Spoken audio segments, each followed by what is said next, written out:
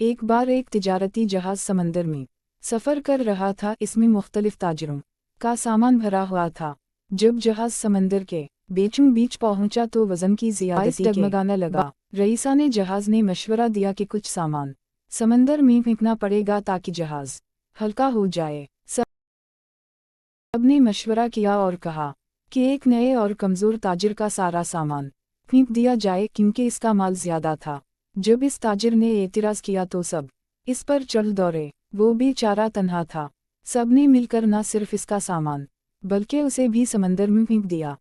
تاجر سمندر کی موجوں میں بہتا رہا، یہاں تک کہ ایک ویران جزیرے کے کنارے پر آ لگا۔ وہ جزیرے پر گرا، گھٹنوں کے بل بیٹھ گیا اور رب سے مدد مانگی۔ چند دن وہ وہاں رہا، پھلوں سے پیٹ بھر لیتا، پاس کے ایک نالے سے پانی پی لیتا اور درختوں کی شاخوں سے ایک جھونپڑی بنا کر اس میں سوتا۔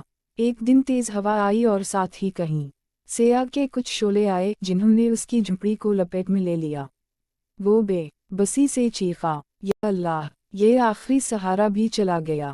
دل شکستہ ہو کر وہ بھوکا پیاسا سو گیا۔ لیکن اگلی صبح ایک حیران کن منظر اس کا منتظر تھا۔ ایک کشتی جزیرے کی طرف آ رہی تھی۔ اس کشتی میں موجود لوگوں نے اسے بچایا۔ جب تاجر نے حیرت سے پوچھا، آپ کو کیسے پتا چلا کہ میں یہاں ہوں؟ تو انہوں نے جواب دیا، ہمیں دور سے دھواں اٹھتا نظر آیا، ہم سمجھے کوئی مدد کا طلبگار ہے تو ہم یہاں آ گئے۔ پھر اسے بتایا گیا کہ وہ تجارتی جہاز جس سے اسے پھینکا گیا تھا سمندر میں ڈوب چکا ہے اور باقی تاجر بچ نہ سکے۔ یہ سن کر وہ سجدے میں گر پڑا اور روتے ہوئے کہا، اے میرے رب!